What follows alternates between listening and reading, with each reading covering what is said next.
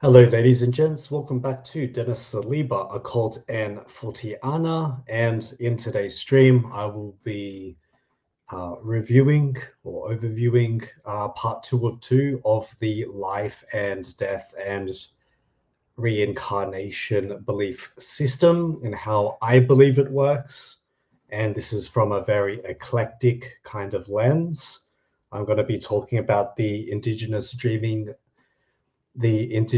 dreamtime stories and its relationship to life and death, and the pineal gland from Manly P. Hall, as well as the gateway process from the CIA and the US Army. So today's stream is going to be covering a range of topics, but they all have a very similar endpoint, and they all have an endpoint which makes one question beyond conventional belief systems, at least. So in today's stream, let's begin with the following website from Japinka, Indigenous Art. I am not of Indigenous heritage. For those who don't know, I am of Hungarian and Lao descent, so I don't speak on behalf of the elders, as they call them, but I'll try to be as true to the sources that I have available today for my stream, as well as showing as much respect as I can to the indigenous cultures. And also, as per the Australian preamble, we do acknowledge the First Nation Islander peoples, the First Nation peoples, and the Torres Strait Islanders as the original custodians of the land, because they were here before the British were, and that's also recognized in the Australian Constitution. So the Dreamtime. The Dreamtime is a term that describes unique stories and beliefs owned and held by different Australian Aboriginal groups. The history of the Dreamtime word and its meaning says something about the development of the ideas held about the Aboriginal world and how they are expressed through art, and not only art, that includes song, corroboree, ceremony, and song. That's not only visual arts. Jukurupa is one traditional term used by several groups of Central Desert languages to describe what could possibly be seen as the religion and the laws of the people, and in some ways a description of reality. In that sense, traditional Aboriginal people believe that the world was created by ancestor beings. The spirit of the ancestor beings remains in the country or the land. Country is land. And in the animals and the places that people of that country as an ongoing presence. Set in time, the dreaming, or jurupa, in the Walpiri language, is seen as going from the past to the present to the future all at once. This is a non-linear time belief system. It is a non-linear time cosmology. When we come to describe much of the content of Aboriginal painting from traditional communities, we are looking at the underlying ideas that arise about the country, ceremony, and about people's connections and obligations to country, which is the land. And the spirit of the land is within the land itself. In many ways, these are the defining elements that people recognize in themselves in their own country. So when people come to paint about their world and their beliefs, they also connect to their own dreaming or jukulpa stories. And we have some examples here. We have what is the rainbow serpent. And so the story goes that the rainbow serpent was dreamed about by the ancestor beings. He is the creator of the land, and the serpent traversed through the land like this, and through its sheer presence and its sheer mass, that it carved out the mountains of what became the country of today. So that's the baseline story of the rainbow serpent. They do teach that in primary school here, and they also teach that in schools around the whole nation of Australia.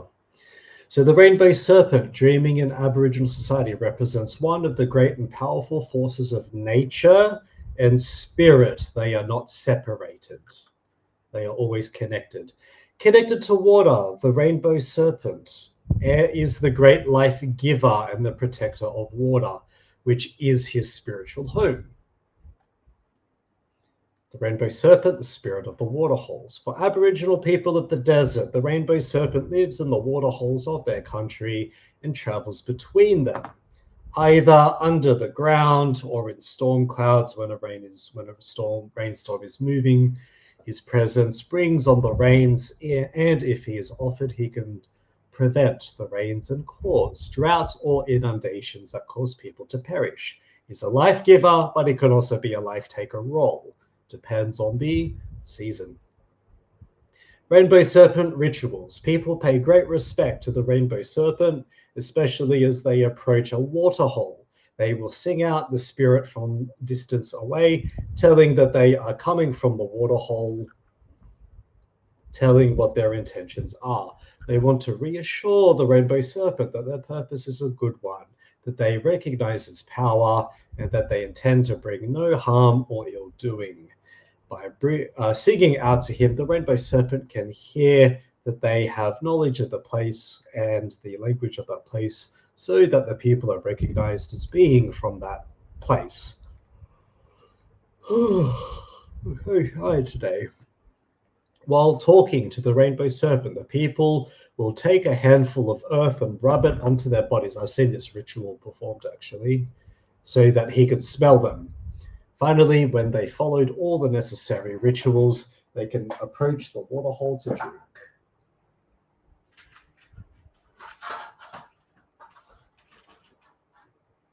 It's a bit better. Rainbow serpent powers.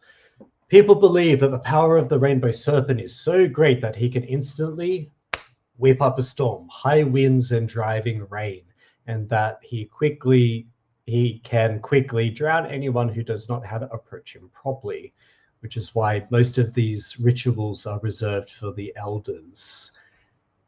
As a protector of water, the rainbow serpent also controls water, so he has power over life and death in the desert. In Arnhem Land, that's in the Northern Territory, the rainbow serpent is associated, so basically like the middle or the top part of Australia. The rainbow serpent is associated with rituals of abundance and propagation in the natural world, and of fertility and well-being in human society. It has the power of life and death, bringing conception spirits into waterholes. And that's interesting, that imagery, because again, it makes you think about the womb and how the womb bores the baby, and how the water of the womb brings out the fetus, which matures into the baby, but also punishing those who break traditional laws. Known water and renewal, known as Ngaliod in the Kuninjuku language of Arnhem Land, the rainbow serpent is linked to water sources around creeks and rivers, and is responsible for the production of water plants, water lilies, vines, and palms that grow near water. The rainbow snake is held in respect because of the ability to renew life by shedding the skin and emerging anew. Aboriginal myths about the water serpent often describe a fearful creature that swallows humans only to regurgitate them, transformed by her blood. That's very interesting. So there is a purpose of why we're talking about the Dreamtime stories first, and then we're going to get into the more technical stuff when it comes to the brain and the pineal gland, etc. Okay, dreaming stories. This website is from the, I can't read that, Komadichi United Aboriginal Corporation, by Michael Organ and Carol Speechley. Dreaming stories. I think this is more of a second-hand source. The dreaming lies at the core of Aboriginal spiritual belief. It has no beginning, no end. It does not recognize time linearly. As in days, months, and years, it is part of everyday life, encompassing totem, ceremony, the division of labor, social structure, and storytelling. Oh, God. The Aboriginal people of the Illawarra call their dreaming Al-Charinga. This is where I'm from.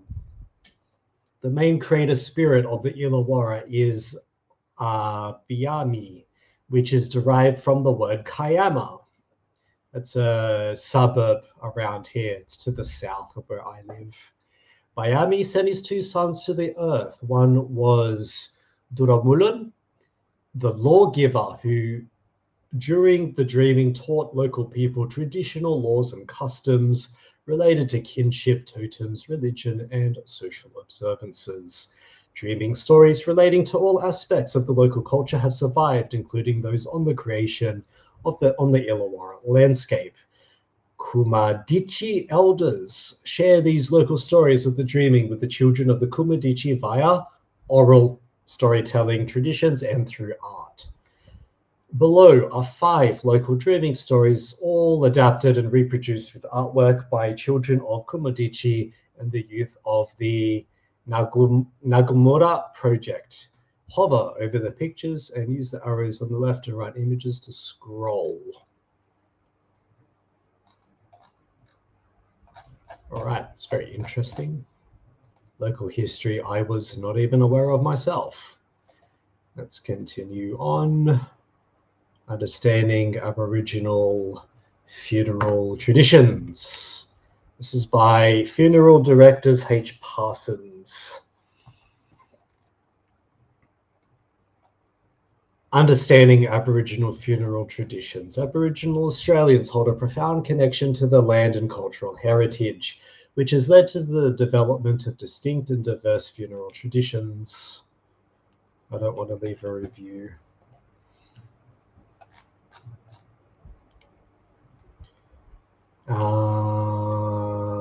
Recognizing that funeral traditions within Aboriginal culture differ significantly among various communities and regions is essential. This diversity stems from the unique traditions, languages, and customs of each group. Therefore, it is crucial to approach each community with respect and an open mind. Understanding these traditions requires an appreciation of the profound respect Aboriginal people have for their ancestors and the spiritual significance of death in their cultures. The concept of death and the afterlife. Central to Aboriginal beliefs about death is the concept of spirit or soul and its journey after death. For many Aboriginal groups, death is viewed not as an end, but as a transition into the next phase of existence, where the spirit continues its journey in a different form. One common belief is that when a person passes away, the spirit leaves the body and must be guided along its journey, a little bit like Laos in a strange way, funnily enough. Otherwise, it will remain and disturb the family because it's within the same kinship bloodline. That's predominantly the main reason why. The afterlife is often considered a spiritual realm, and the deceased's spirit may undergo a journey to join their ancestors or return to the dream time, which is back to the source of life itself, which is why I say the spirit world and how the indigenous or the First Nation peoples and the Torres Strait Islanders do not have a linear cosmology of time. They just don't. And this is something that's very difficult for the Abrahamic religions and their cosmology to comprehend, because they believe that there is the Alpha, the Beta, and the Omega, the beginning, the middle, and the end. But in indigenous cosmology, it doesn't work like that at all. According to Aboriginal culture, the dream time is the period during which life is created. Dreaming refers to the explanation of how life came to be, encompassing the stories and beliefs behind creation. Different Aboriginal languages have their own names for this concept, such as Nagarangani and Tukula Tukurpa. A widely held belief in many Aboriginal communities is that speaking the name of a deceased individual is deemed disrespectful, as it may interfere with their journey to the dreaming and potentially bring them back to this realm, which, if you listen to a lot of summoning rituals, you invoke a name, and in invocation of the name invokes that specific frequency, which then invokes that specific life form from the spirit world. So not too surprising for me that there's a lot of consistency between Indigenous belief systems and invocation rituals. So that's quite interesting to note. During the mourning period, certain Aboriginal communities opt to use a substitute name in place of the deceased's original name, such as Kamatanjai or Kwemantai or Kunmanara or Balang. Balang, they use Balang here. I've heard that term used before. They don't use that. They use these two terms here. This one's more common. They don't really use those terms here in the Illawarra where I live. They don't use those terms as much. Time of passing. The passing of a loved one can be very traumatic in Aboriginal communities, especially in rural areas where the entire community grieves because they grieve together. It's not like it is in the Western world where you are more compartmentalized. So my household is more likely to grieve someone closer to the death of someone in my household. And then the extended relatives, maybe they come or maybe they don't. It's not like that. It's like the brothers, the sisters, the aunties, the uncles, and the mob, as they call them. The mob joins together as one village and they grieve together, even if you don't have direct bloodlines directly tied to the person that you're grieving. Business may close out of respect, initiating cultural protocols that demand sensitivity. One specific protocol is that you cannot photograph people who are deceased. You can't photograph them. It's very disrespectful. It's a taboo. And it's believed that if you photograph someone who's passed away or you show the photograph of someone who's passed away, the photography has captured their soul. And that's why if you watch some documentaries here in Australia, that you will see a warning stating that the following documentary contains images of the deceased of loved ones from Indigenous cultures. And they have to do that out of respect for that belief system. Extended family and relatives have cultural duties to support the bereaved, including feeding, transporting, and housing mourners. With some Aboriginal communities, it is considered culturally inappropriate for non-Indigenous staff to contact and inform the next of kin about a person's passing.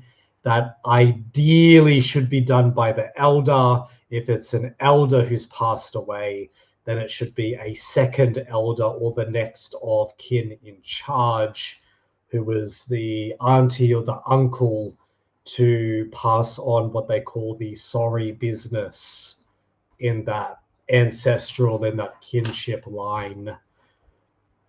The violation of cultural protocol can cause considerable distress for Aboriginal communities connected to the deceased. I will say to anybody connected to the deceased, if I'm going to be honest.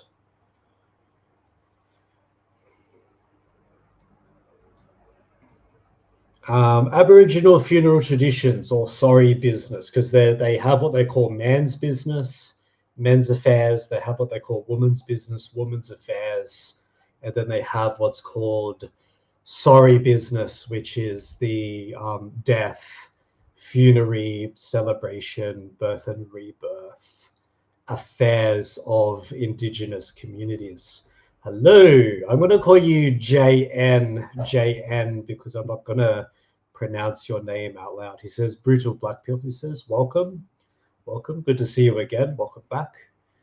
In Aboriginal communities, when someone passes away, the entire group comes together to share in the sorrow through a process known as sorry business, so death, funerary rites, and the journey into the afterlife. It's not only the actual death itself, it's that transition period as well. A little bit like Lao culture. I will be filming that. That's going to be a separate category though. I have a Lao and a Hungarian category in my videos. I'm keeping that separate from this one because this is about life and death broadly in general. And this is going to segue into the next segment of the same stream. Sorry business is a period of cultural traditions and practices observed after a person's death. Ceremonies, specific ceremonies and periods of mourning can span days, weeks, or even months, especially if you are an elder. That can take months, depending on the beliefs of the language group and the social standing of the deceased individual. A significant and widely practiced funeral tradition among Aboriginal people is the smoking ceremony. So basically, they organize a corroboree of the elders. They then bring out, typically an elder will lead the ceremony. They will bring out the didgeridoo. They play the didgeridoo, but then they have typically like eucalyptus leaves, will burn eucalyptus leaves, and then that leaves like a smoke that goes into the air. And it's believed that burning native plants such as eucalyptus trees purify the smoke into the ether or into the afterlife, and this will drive away evil spirits. And then the smoke itself guides the deceased spirits into the clean path on its journey back into the dream time or the root of creation. Following this orca is commonly painted at the location where the deceased lived, and a flag is raised to signify their passing. Ultimately, a death ceremony takes place where the body remains inside the deceased's home while mourners engaged in celebration filled with singing and dancing. Both burial and cremation have played significant roles in Aboriginal culture long before Australia was colonized, dating at least back as far as 100,000 years. Modern archaeology will say 80,000 years, but newer evidence that's emerging signifies that it's closer towards 100 to 110,000 years at least, possibly longer, possibly earlier. However, burial practices are more commonly observed. Aboriginal burial practices differ among various communities, but they are all generally regarded as sacred. These practices may involve interring the body with personal belongings or covering the burial site with a small structure. In some traditions, the body is wrapped in bark. I've seen a ceremony like this, or placed on an elevated platform with the remains later collected for burial after several months, because they can't bury the body until the spirit's fully passed on into the ether. They have to transition the soul into the ether, and then they bury the body. You can't bury the body immediately. It's not like it is in the West. Some Aboriginal communities may choose a tree burial where the body is placed within a hollow tree, while others opt for a more common tradition of laying the deceased to rest in the ground, more so after colonialism, a little bit before, but more so with the British influence there. Both of those funeral traditions reflect the spiritual connection between the deceased and the natural environment, where the spirit of the land is in the land and the land itself is the spirit. They're not disconnected from each other. I don't really want to talk about funeral etiquette because that's not the focus of today's stream.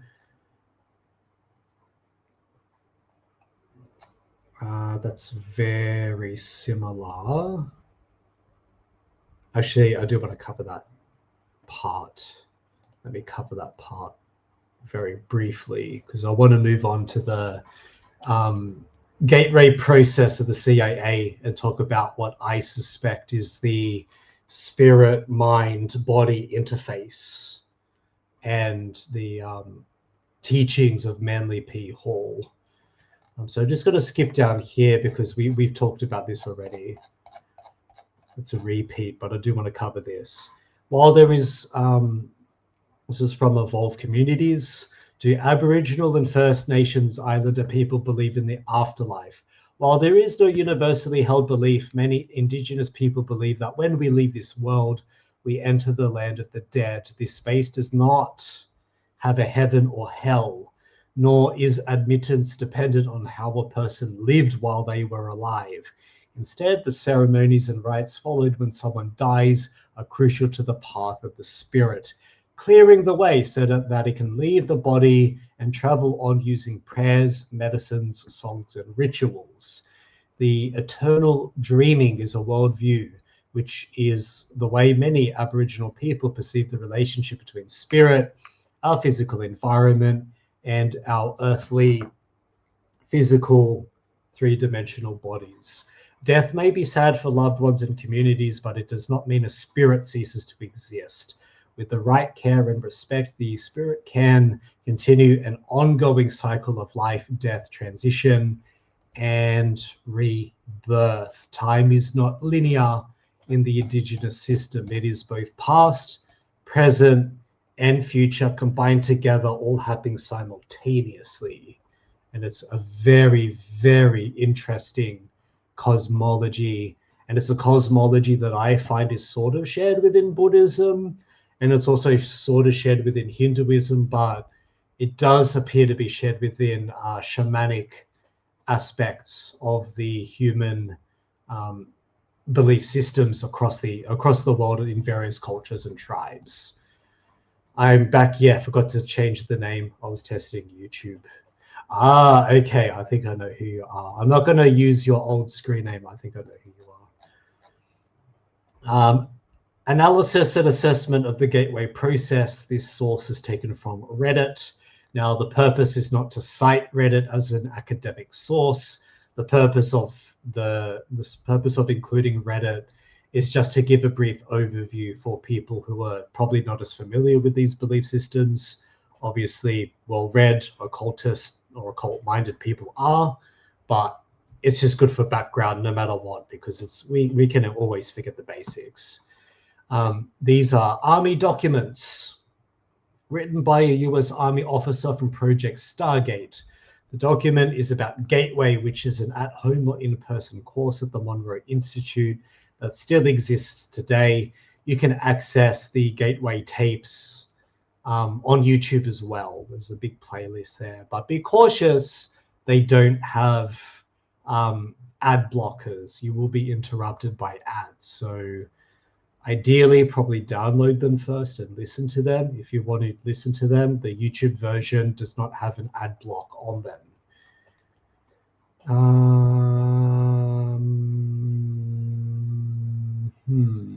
That's a very interesting comment, that one. The CIA did look at this. Yes, they did. And the process involves some altered state that seems to have potential to spy remotely or remotely access things via astral projection. And then there's the CIA report, there's the US Army report, and this is what Bill Monroe claims. And Ingo Swann claimed as well. The success rate was as high as 20%, although that's pretty liberal. People think that there's a bit of blockages. Interesting. I'm not there to assess Gateway. That should be its own separate stream. I was thinking of going back to it, but replace the coattail with etching. You're a funny man. You're a funny, funny man. Okay, this is the Army documents. Analysis and assessments of the Gateway process, published on the 9th of June, 1983, from Fort Meade, Maryland, George T. Meade, by U.S. Army Intelligence Security Command, approved for release on the 10th of September 2003, or is it the 9th of October 2003? CIA document number there.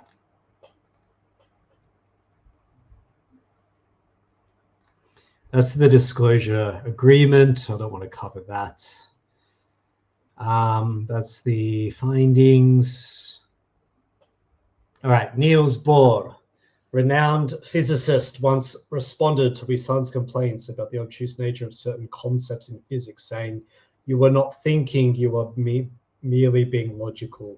The physics of altered human consciousness deals with conceptualizations that are not easily grasped or visualized exclusively in the context of left brain, linear thinking, or scientific and atheistic thinking."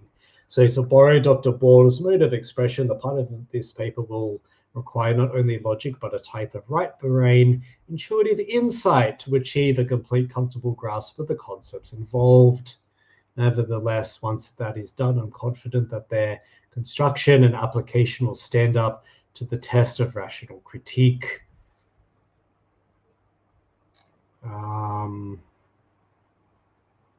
Okay, and this study is certainly not designed to be a last word on the subject, but I hope that the validity of its basic structure and of the fundamental concepts upon which it is based will make it a useful guide for other USA intelligence signals command personnel who are required to take the gateway training or to work with gateway materials.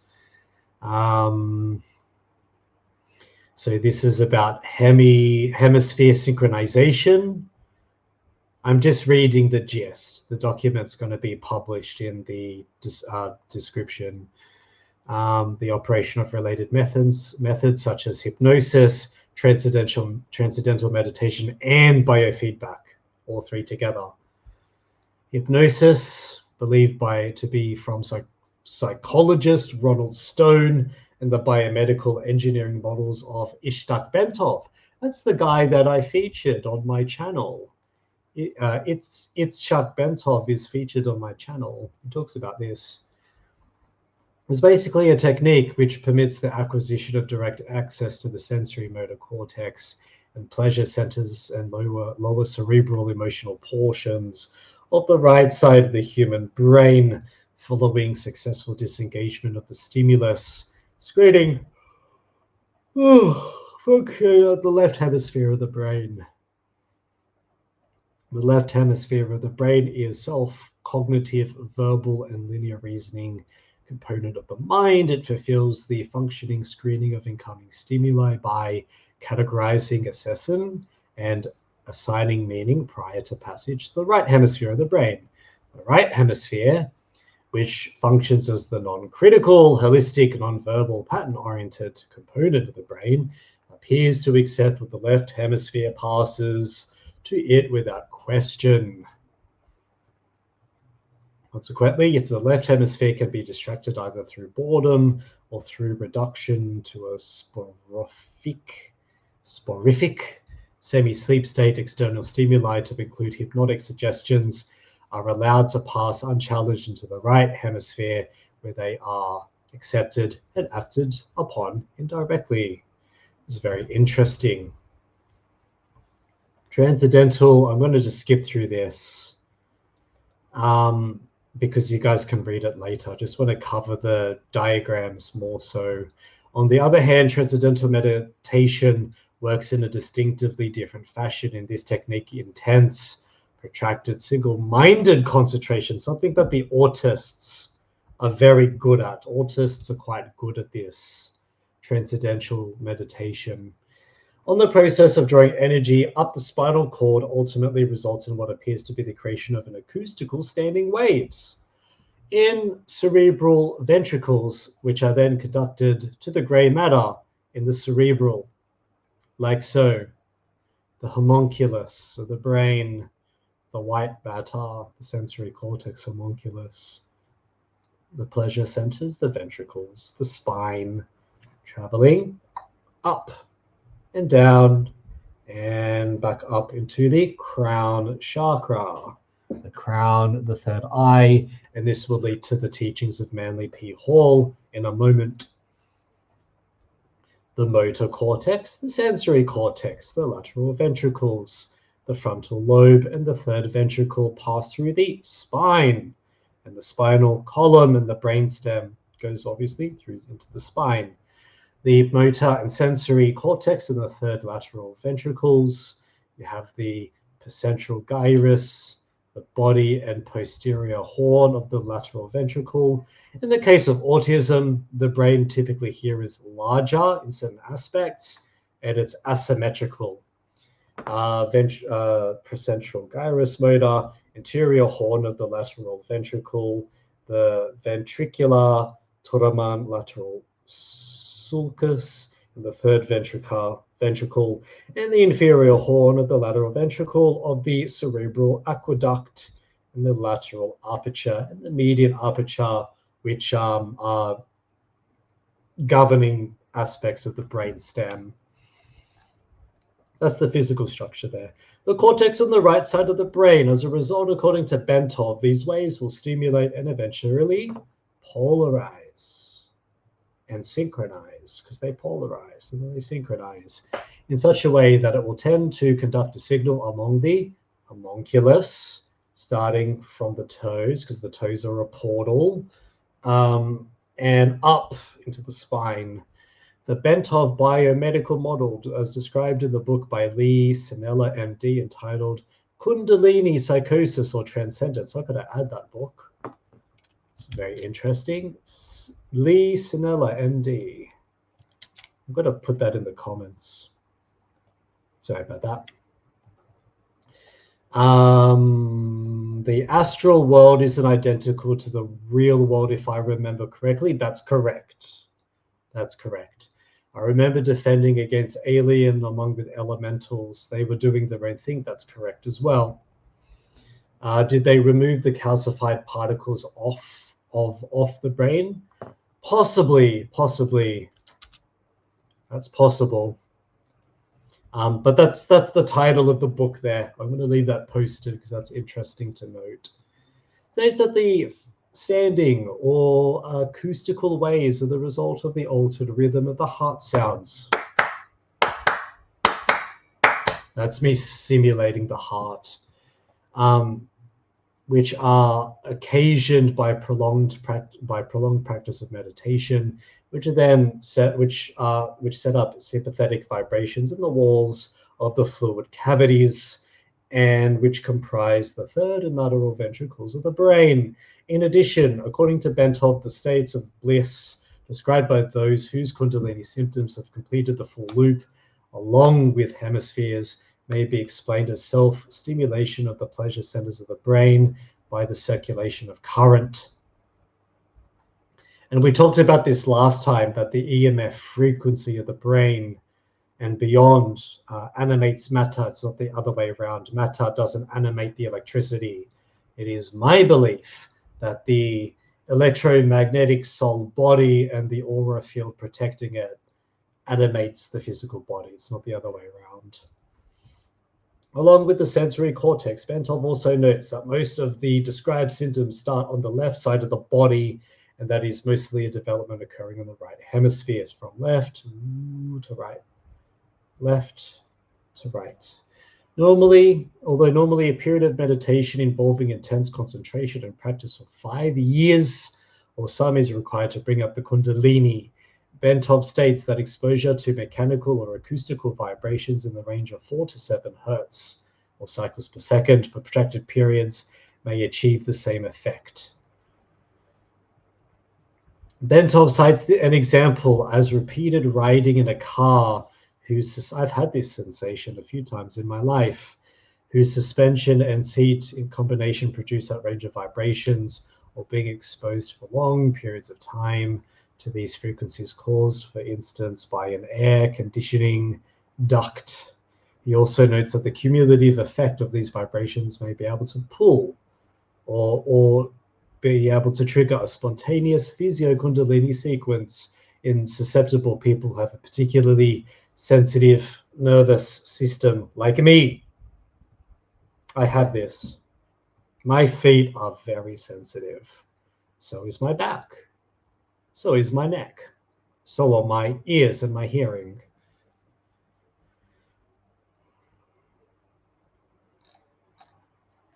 I'm going to skip over through biofeedback because that's more mechanical. I'm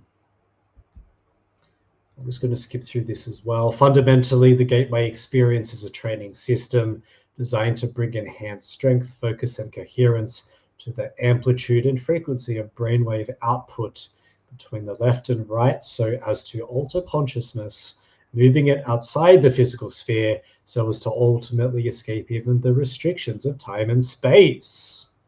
That's pretty wild, pretty schizo. The participant then gains access to the various levels of intuitive knowledge which the universe offers, because the cosmos and the ether and beyond the ether, I'm going to call that the heavens using the Greek model, they're not separate from consciousness. They're just levels of consciousness. And our soul, body, brain, spirit interface can interface with the higher planes and take that knowledge and bring it into the physical.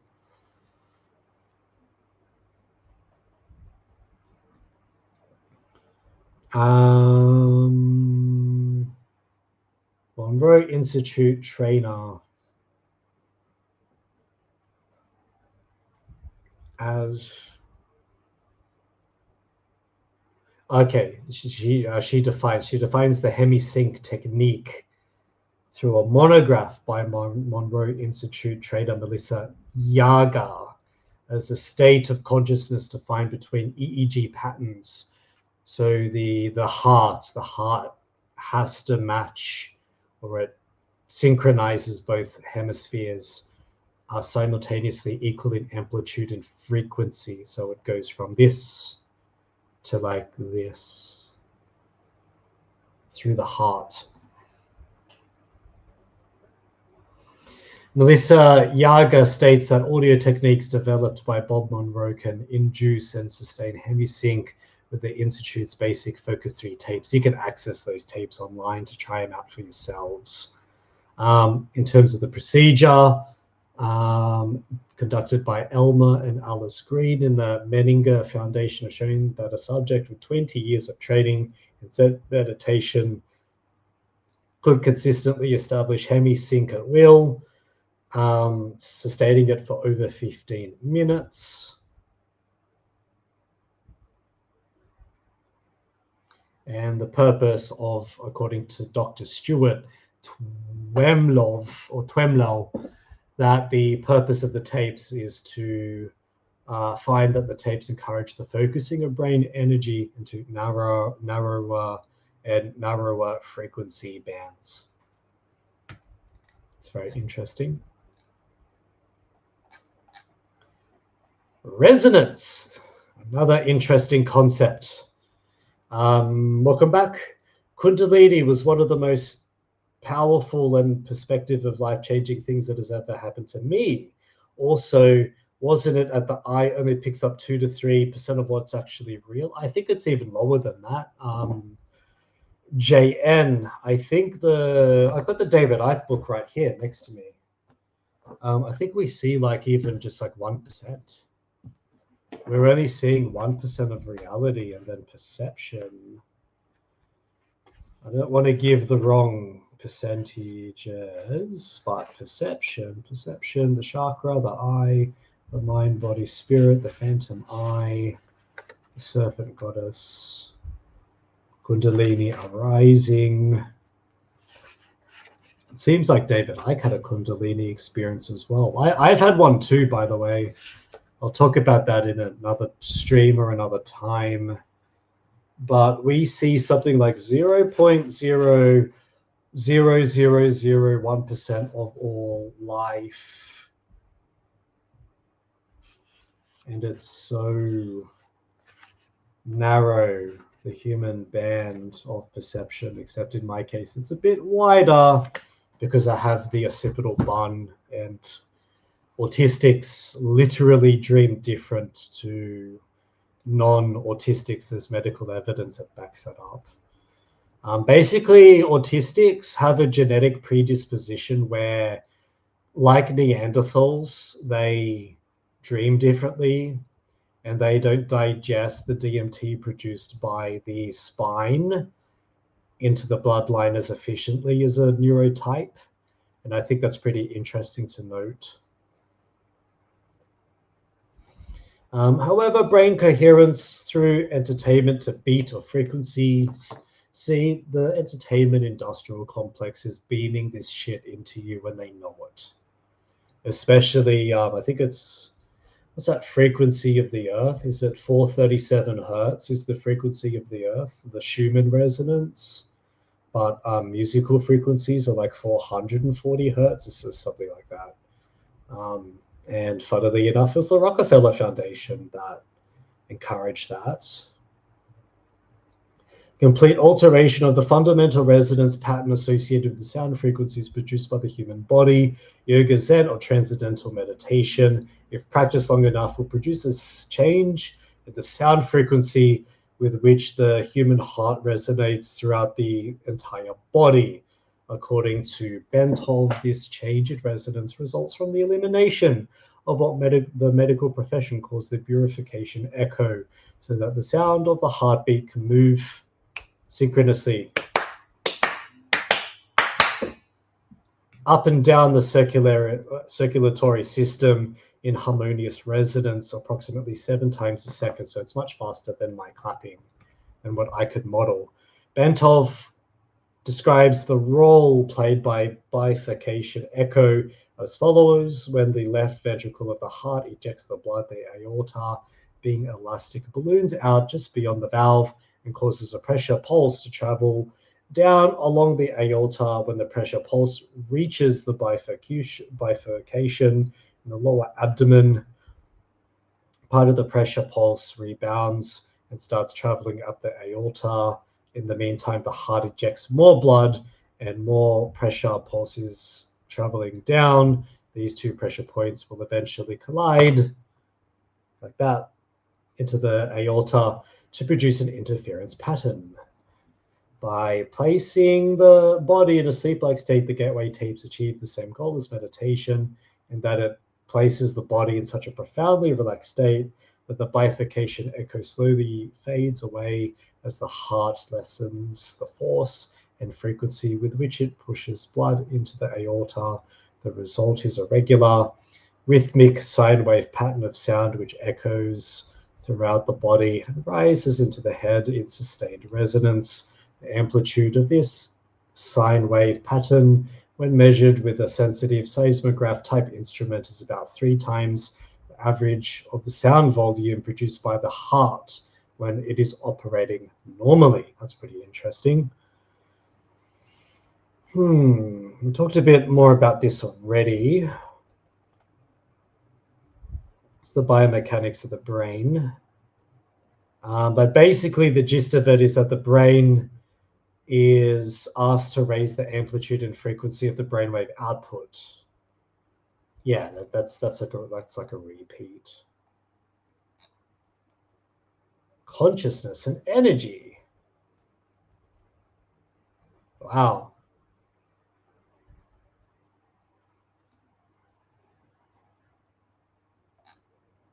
And holograms. But I'm not too sure about hologram theory, because then that implies that, I don't know, I need to review my cosmology there, I think. Have you ever encountered your spiritual team? Yes, I have, JN. I've encountered Asilia, Lucidia, and their mother is Ma Kali, the goddess Ma Kali. My bloodline is very heavily tied to Ma Kali. Lucidia is one of her children. She's a Naga, and her sister Asilia looks like a human, but she has like she sort of has like demony red eyes, but she's not a demon. She's like I think she's a Churiel. It's like a type of spirit known as a Churiel. But basically, Asilia is like a soldier and lieutenant of Ma Kali, and Lucidia's more like a Naga warrant officer, and their stories go back as far as the Khmer Empire and even Lemuria for Lucidia. Lucidia is very old though. Lucidia comes from the times of Lemuria, but I've had the experience where Lucidia put her fingers directly into my crown chakra, doing this ritual, her mudra. This is a mudra. And then I saw the Sri Yantra symbol going into like an astral temple, and then in the astral temple, it was like an experience where I was sleeping with Lucidia. Lucidia was sleeping with me, and we formed a very strong bond, which is pretty crazy. I was like 8 years old when I had that vision as well. It was such a really surreal experience. And that was about a week after Lucidia showed me the dogs of Anubis in Egypt. And she showed me that there is Atlantean micromolecular technology, smaller than nanometers, far superior to anything we have. And that the eyes of the Sphinx have the technology to blink through resonators and frequency disruptors deep within the pyramid complex, and that when the eyes blink, the pyramid will move in a certain way, and the pyramid can change form. And this is back in the 1990s as well. This is what Lucidia showed me through her triangular mudra over my head. I was just trying to sleep one day, and then she says, you're ready, and I will open your third eye for you. And this will be around the time, or this will be of use around the time when Edgar Cayce and his foresight and his warnings will be revealed to the world. And this will happen after Kali Yuga. And I didn't understand what that meant because I was an 8-year-old child back then. But she did this, and then she did this directly into my crown chakra. I've had many experiences with Lucidia, but those were two of the most vivid ones. And then she showed me through the spiral of life how the wormhole works as 3, 6, and 9, and that 3, 6, and 9 are keys that the spirit world uses to come into the physical world, and that they travel through wormholes in the bioelectromagnetic field of the world, the physical world, and then pockets of entropy can be created through 369 rituals and mudras to bring the spirit world into the physical. It's kind of crazy how that works. Well, she showed me this anyway, so maybe that's part of the puzzle. But Egypt has Atlantean crystal technology in it, and they are used for resonator generators, and then those resonances can literally make the dogs of Anubis move. It's very interesting. Isn't it funny that the heart has to die or slow down to speed up or slow down time? Yeah, I agree. And I think snipers know this. I think snipers have research and practices from this research that they use for targeting and aiming. Reminds me of the Cyclops Iron Thought. Yeah, exactly. It was a lot like that. The triangular mudra going into the eye chakra, and then my third eye opened, and it was such a daze. It was so weird. I saw Sri Yantra, and then the Sri Yantra patterns just kept going on and on and on and on into the fifth ether. And this is like where the demigods are, I think. And yeah, Lucidia and I had a ritual together, or I saw like a ritual with her and some other guy. And I was like that guy in the past epoch, but I was the observer all at the same time. It was such a trip. It was really strange.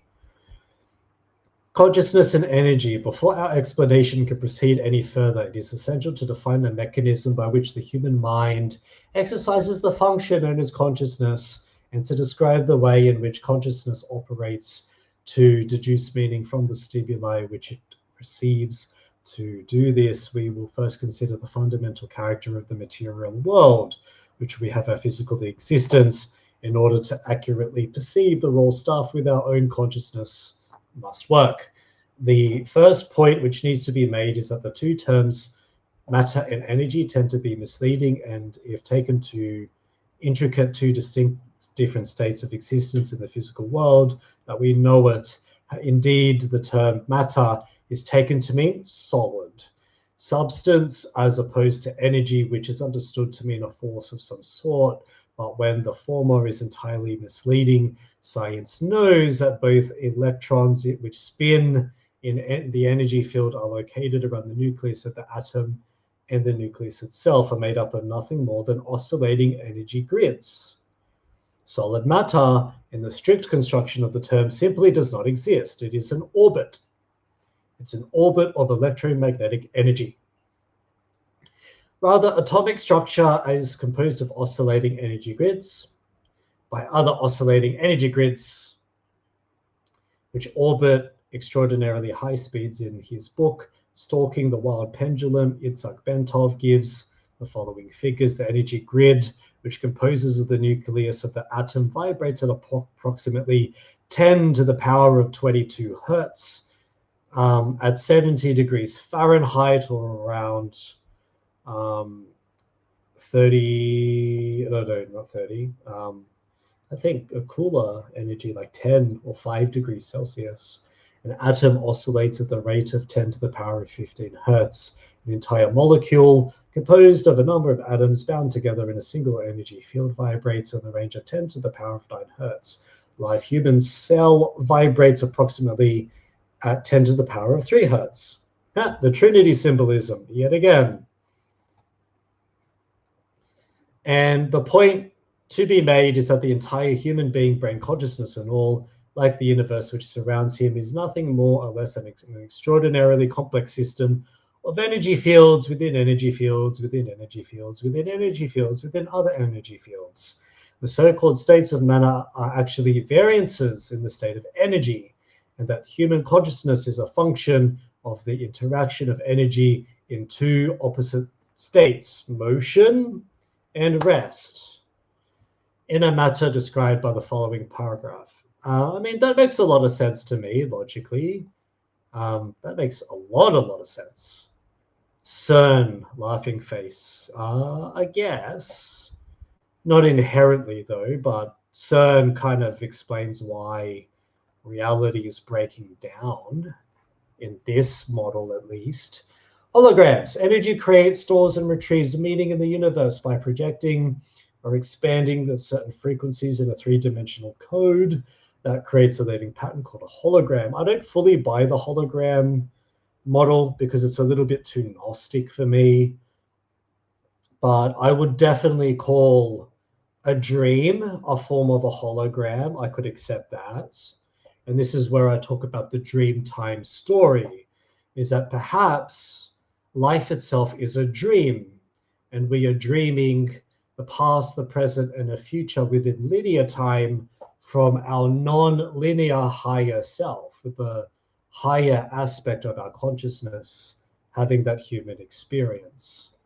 It's a very interesting thought that your higher self is the observer observing your lower self, and your lower self is having that experience, the human experience.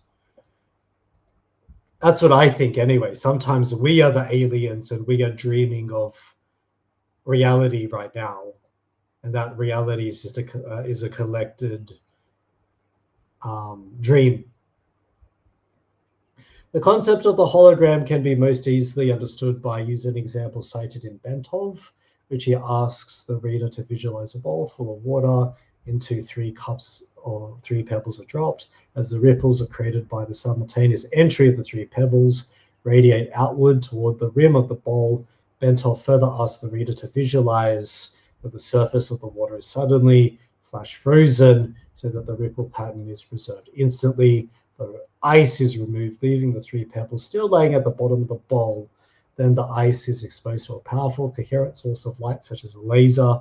The result will be a 3-dimensional model, And then you can argue that different transitory states, there's the fourth dimension, which is time, the fifth dimension, which is the ether, the sixth dimension, which is believed to be the lower rung of the angelic realm, the seventh ether, the eighth ether, the ninth ether, which are the higher angelic realms, and so on.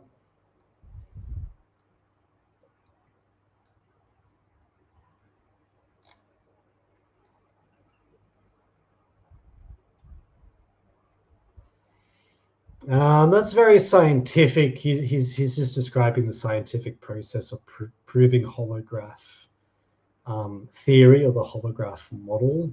But basically, we are coding, decoding, recoding reality in our brains itself.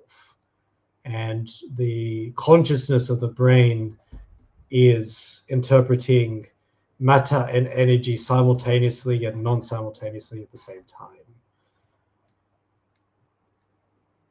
Therefore, reality is a gigantic hologram of unbelievable complexity, where aspects of it are in motion and aspects are not. It's very fascinating. And of course, the laws of thermodynamics also are at play. I'm not going to read on through that. It's a bit scientific for me. This is the consciousness energy grid, or the box, and very often you see box symbolism in a lot of masonry, as you do with a lot of Saturnian cults.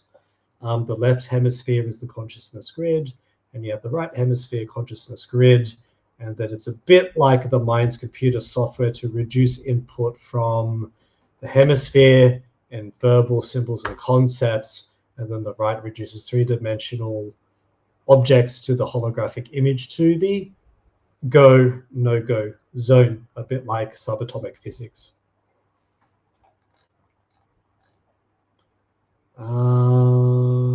Transcended, that's still a bit of a repeat. There's a lot of repeat in this. But this is interesting. This is the space-time continuum. And then he brings up subatomic particles there. I'm going to skip through that, the time-space dimension, because it seems like to be a bit of a repeat. Basically, time is a sort of vibrationary pattern between space, but in essence, time is infinity because there's no beyond space. Beyond space literally cannot exist. So you have to have infinity within space because there's no boundaries. And then basically there is no beginning, no end, no location. Therefore, consciousness has to be infinite, and then time has to be infinite. And you're interpreting all of that all at once, past, present, and future. But basically, the interpretation of those states of time are affected by the state of consciousness itself. It's pretty interesting that, but that's a skim. I'm really skimming because I want to move on to the next part pretty soon. Since the absolute conscious energy in infinity without physical boundaries, it occupies every dimension to include the time-space dimension. That's the fourth dimension, by the way, which we have our physical existence, but we cannot perceive it because we don't perceive time. We just go forwards, backwards, or in an ongoing present, but we don't actually read the future like a predictive LLM. Not really. We don't have that consciousness yet. It overlays everything, as do many of the intervening gradients or dimensions through which the energies of the universe pass through their way to and from their home, through which the energies of the universe, I already read that, into the state of affinity or the absolute. This seems like a law of alchemy as well. Alchemy touches on this. To enter these intervening dimensions, human consciousness must focus with such intense coherence that the frequency of the energy pattern, which comprises that consciousness of the brainwave output, can accelerate to the point where the resulting frequency pattern, if displayed on an oscilloscope, would look like a solid line. Achievement of this state of altered consciousness sets the stage for perception of non-time space dimensions beyond the quantum, because the operation of a principle of physics is known as Planck's distance. See, things can quantize and things can dequantize out of existence. That's very scientific. I'm not going to get too into this. But basically, the human mind seems to be able to click in, join space-time, and oscillate within a 10 to the power of negative 33 centimeters per second. That's Planck's distance. And we literally enter a different world through our different consciousness. So the physical body still remains in the physical, but the quantum reality around it is literally a different world. It's such a mind trip. Quantum physics has progressed on from this point, but basically subatomic particles have proven to exist between an observer state and another state, that you can have subatomic particles existing simultaneously, both at different points of space-time at the same time, and at a third point, which is the observer. So that basically has proven this. This is a hypothetical model though. And this is what we have. We have the energy wave at Planck's distance, and at the other polarity at Planck's distance. And this is the absolute infinity, or the key to, one of the keys to source. Energy, oscillation, wave. Energy, oscillation, wave. And the click out portion of the oscillating wave, the click out portion of the oscillating wave. We have the intermediate dimensions on both polarities. And then in the middle, that observer effect, the portion of oscillating pattern in space-time. And again, the jet of matter, the quasar emitting a jet of matter, and then the human brain works a lot like the same direction of space-time, evolving in one hemisphere, evolving around it in the other hemispheres as a polarity. And you have the polarity being observed in this spiral shape. And that is the torus matrix, which is the eye of Horus, goes through the torus matrix, the eye, or seeing eye. And the galactic north and the galactic south polarities again. Our galaxy reflects our projection of the quantum reality, which is through the torus matrix, the white hole, the nucleus, the left polarity field, the right polarity field, as above in the heavens, as below into the physical plane of existence, as within the mind, the body, the soul, the spirits, as without the cosmos, the ether, or the heavens, the cosmos, the heavens, the ether, the heavens, and then the cosmos. The heavens in this context means the sky, and then the cosmos is space and beyond.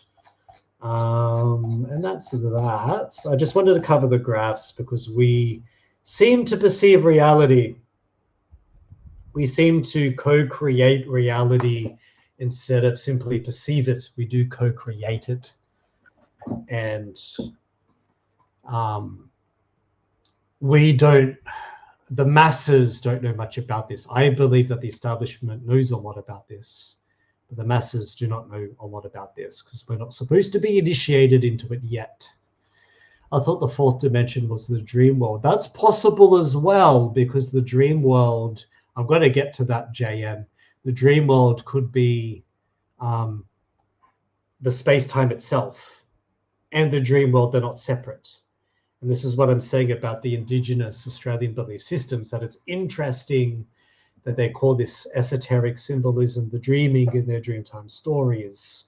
And then the dreaming is viewed as nonlinear time in that cosmology. And then you have the scientific side of this also saying the same thing. Well, to me, that these are basically the same or similar forces. That the force of life and death appears to be the dream state. Yep, slay the dragon for the sun to rise again. I think that was not Jormungandr. It wasn't Jormungandr, it was another dragon. What's this? This is Manly P. Hall's The Fourth Dimension in the Third Eye. This is a transcript directly by Manly P. Hall. He is, I think he's a 33 degree, or 32nd or 33 degree Mason, Manly P. Hall, but he was basically the guy that was like the WikiLeaks of his day, leaking out a lot of esoteric teachings to the masses, although at a hefty price. This is the fourth dimension in the third eye, manuscript lecture 18 by Manly Palmer Hall. Man is beginning to realize that there is a next step above his present limitation, and he's able to base all hypotheses upon a foundation of the seed intangible. He is slowly learning that his organism is not merely twofold, the binary, but it's an expression of life and form, and contains various systems and divisions of consciousness, which this is fourth. And I'm going to argue fifth dimensional consciousness as well. Length, breadth, and thickness. We talked about this in the previous stream, forming a three-dimensional cube, the Saturnic cube, the cube of Saturn. Dimensional consciousness, but these three dimensions are traced through the kingdom of nature in mineral, plant, animal, and human, which have their own energy fields. But I'm going to skip forward because he's talked about what I've talked about a lot.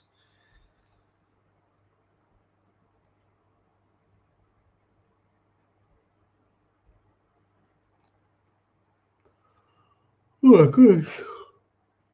Does anyone have any questions so far?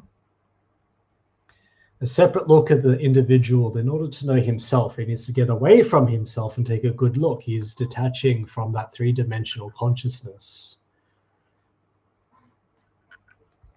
And which is only possible for those who have taken the higher dimensional crater out of the cube block of matter, the cube of Saturn yet again, arriving at the inness, as within, as without. What is projected and perceived within is the reflection of the external world.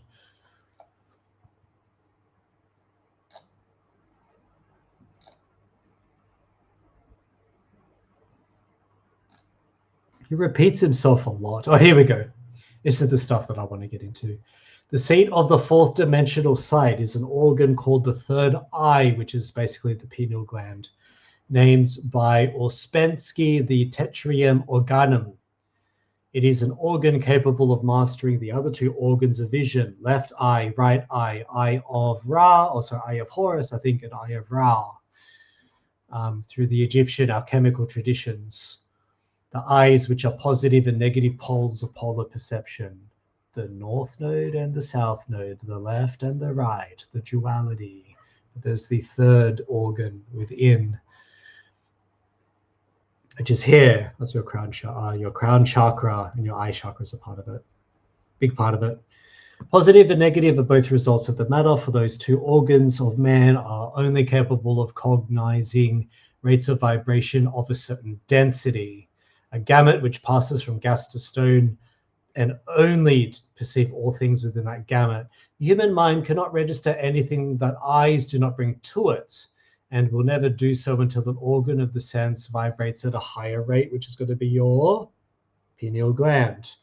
The eyes are only capable of cognizing dimensions, and the development of this other organism will bring man to the fourth dimension of the inner hidden side of nature. I think some of us already have this unlocked. I think some of my followers already have this unlocked. Funnily enough, this is referred to as the third eye in Brahmic theology, which is the center of the forehead. That's the crown chakra. And Orientals have been seeking for many thousands of years to open a third eye, and an open eye is the literal translation of the word Buddhi, or from Buddha. Buddhi, or Bodhisattva, the enlightened one.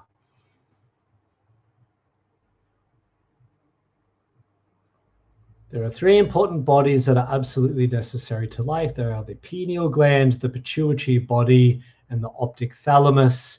Their exact use is unknown, but these little bodies are the basis of the peculiar sense activity. The ancient philosophers have told us that this is a chimney in the brain, which comes a ray of light. It is well known that children are partly clairvoyant until this opening in the top of the head closes at about the 7th year. Some say it is funnily enough, that we have 7 chakras. some say it is in the region of the structure where the divisions of the cranium meet at the top of the head. Others say it is in the pineal or the pituitary body. So this is very interesting and key to understanding the nature. And this was written in 1924.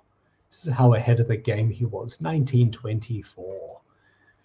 No Crowley. I'm not inherently anti-Crowley as a whole, but I'm not going to call myself a practitioner of Thelema.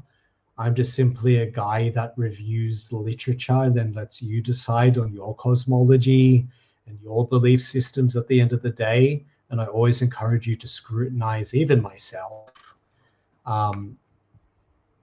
But we're all learning, and I'm learning. This is by Manly P. Hall's Occult Anatomy of Man. When was this published? I don't know when this was published. But we have the Temple of Solomon, which is within the body. You have what looks like the 10 Sephiroth, or the trees of life. There's the Kundalini spiral within the tree of life.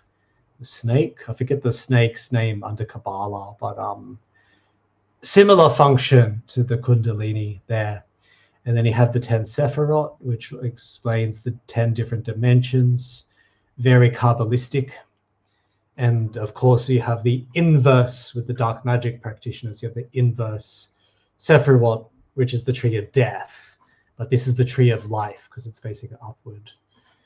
The Castle of Camelot as well, or Om, said to be the name of source, said to be the name of the root of creation and the dreaming itself.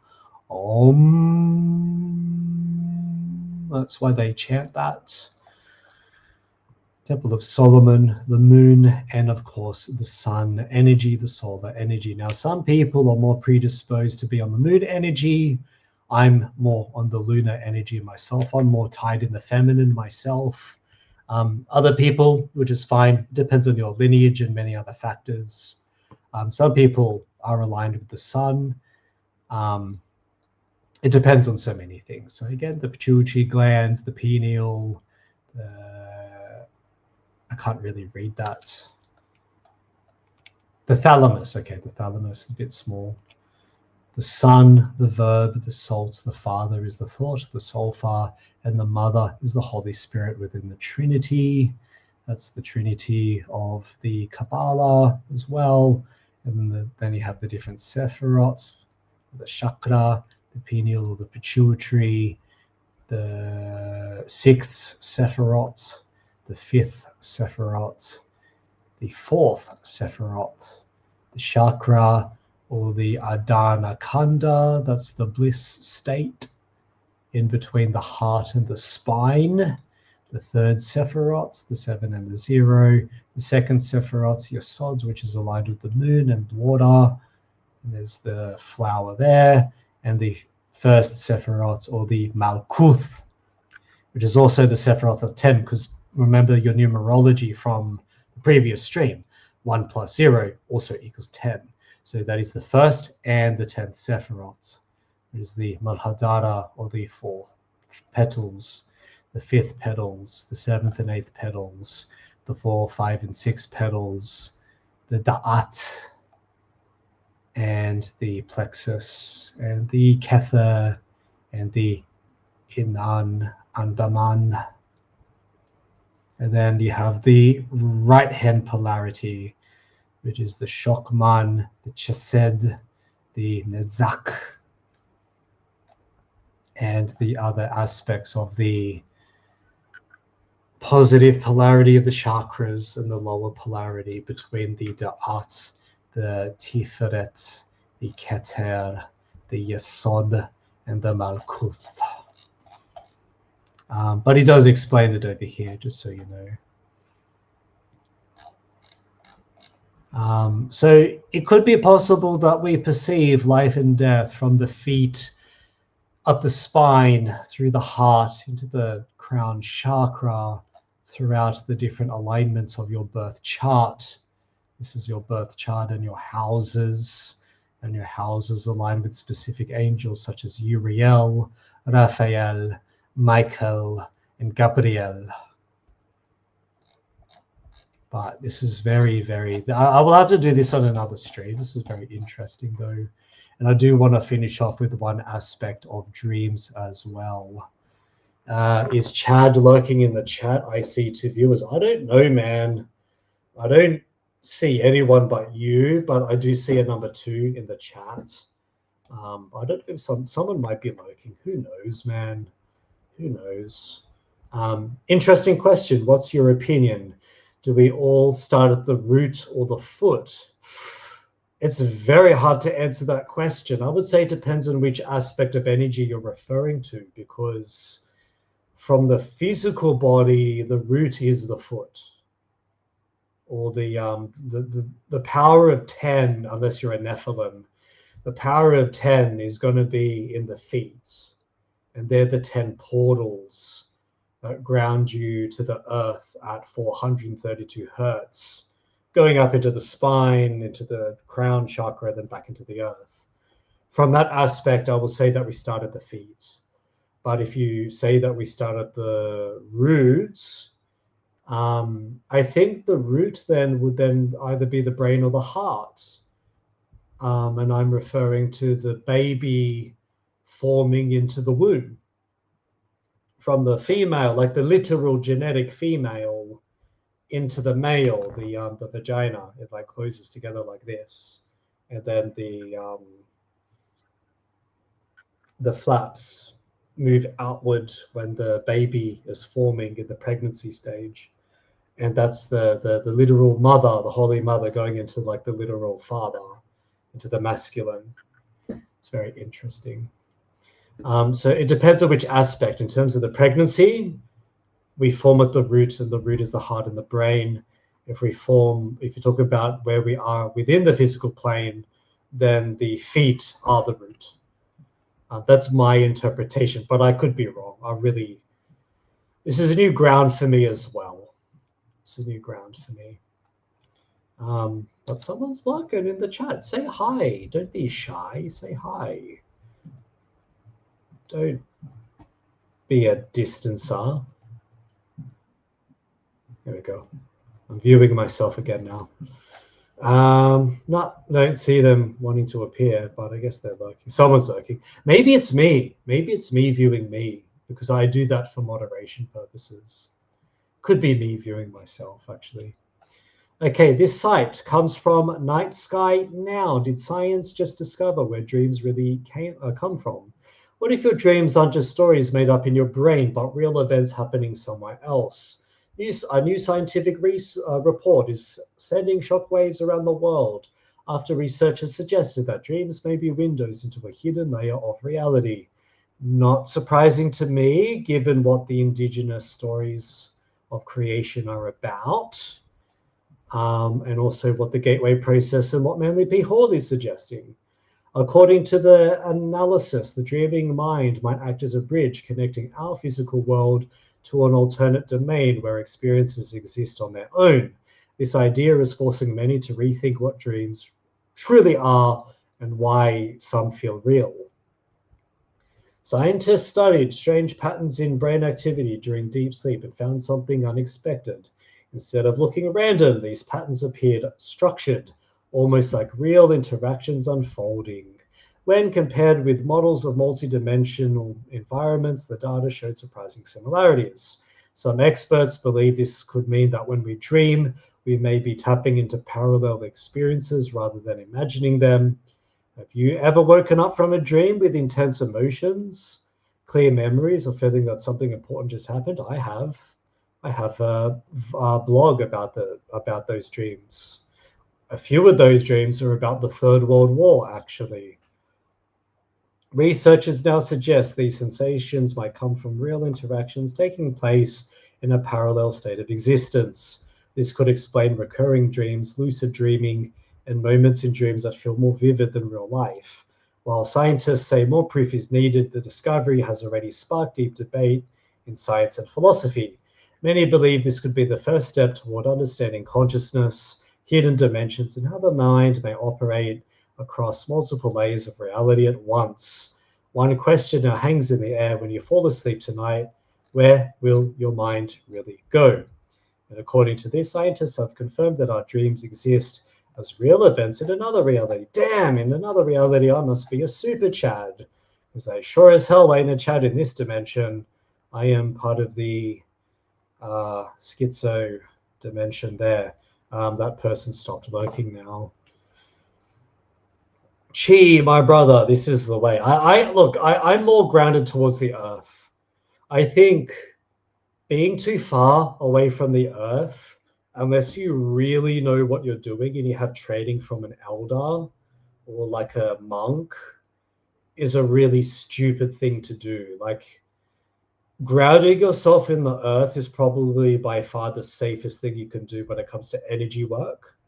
If you want to dream deeper, by all means, do so, but bring those protections within the dreaming world, especially for the shaman, including myself, especially for the shamanistic and psychonautic practitioners that follow my channel, because there are things out there in different dimensions which will try to trap and ensnare you. They do, and they try to create false contracts with you, and they are able to project their consciousness into your mind. And all I just say with that type of alternative consciousness is don't not do it. Try it. But be mindful that everything that you hear and see in the alternative state of consciousness is not always in your best interests. You may encounter super demons, you may encounter princely demons, you may encounter archons, you might encounter archons posing as loved ones trying to get a false soul contract and an agreement with you. So be mindful for what is being said. Be mindful as to the energy that's really behind it, and ideally don't travel beyond what you are comfortable with. And that's the real caveat within the dreaming, the death, and the reincarnation states. But basically, the purpose of this stream is to show you that reality is malleable. Life and death might be more malleable than you think it is. And there are stories of reincarnation where you can remember your dreaming through the Akashic records. And the Akashic records are accessible through the spine, through deep Kundalini work and deep energy work as well. And a lot of it is very heavily tied to the opening of the heart chakra. When you're able to open the heart chakra and send that heart energy into the mind, then you're able to start reading things such as past life memories and past life, even like prenatal memories. I have prenatal memories, as crazy as that sounds. And that life and death is merely a wavelength, and that the dreaming is like another continuation of that wavelength. So there could be more to reality than we realize, and reality might be a lot less fixed than we realized, a bit like the Matrix clip where Neo has the spoon and he's like, ooh, staring at the spoon, and then the spoon begins to bend. Because Neo perceives the spoon to bend. And then the child tells Neo that there is no spoon at all from start to the beginning to the end. There is no spoon. And it's a very, very esoteric teaching veiled within that movie. But I will leave you guys there. Humanus Invictus. Thank you guys for staying for today's stream and listening to me ramble and talk about very odd, esoteric, schizo-y, non-conventional things. That's what we do on this channel. And next week I'll be talking about death and funerary customs and traditions of Laos. But I'm going to put that as a separate segment of the show. And I'll also thank you guys also for voting for the polls. I might include the dream vlog, and they will be pre-recorded videos. And I'll also include a herbology section, but I have to research the herbology section a bit more, but I don't really have time as much now. But Humanus Invictus, the human spirit is unconquerable. It's never conquered. You are infinite awareness and infinite consciousness, riding the wavelength of life and death in your physical 3D human incarnation. This is one iteration of who you are. And then you, if you believe in reincarnation, reincarnate into another soul contract with specific terms and conditions tied within your ancestral bloodlines. With that, I leave you guys. Take care and do not be despondent within your inner spirits.